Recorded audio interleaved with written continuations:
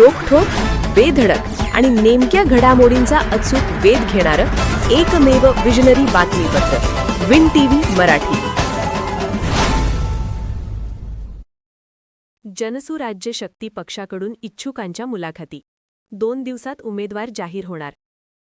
पन्हाळा, शाहूवाडी तसेच हातकणंगले तालुक्यात प्रभाव असलेल्या जनसुराज्य शक्ती पक्षानं गेल्या 3 दिवसांपासून इच्छुक उमेदवारांच्या मुलाखतींचा सपाटा लावला आहे.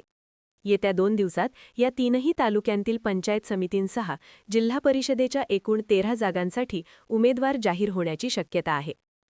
जिल्हा परिषद व पंचायत समिती निवडणुकांसाठी जनसुराज्य शक्ती पक्षाकडून उमेदवारी इच्छुक उमेदवारांच्या वारणनगर येथे मुलाखती सुरू असून प्रत्येक मतदारसंघातील सर्वच गावांतील पक्षाच्या प्रमुख कार्यकर्त्यांची मते जाणून घेतली जात आहेत.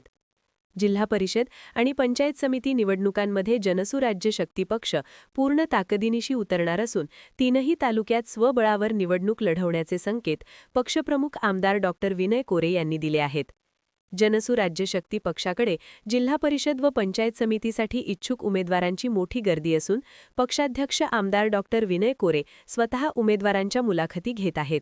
येत्या 2 दिवसात पन्हाळा, शाहूवाडी आणि हातकणंगले तालुक्यांतील 13 जिल्हा परिषद व 26 पंचायत समिती उमेदवारांची नावे जाहीर केली जाणार आहेत. विन टीव्हीसाठी पन्हाळा प्रतिनिधी दत्तात्रय बोबडे.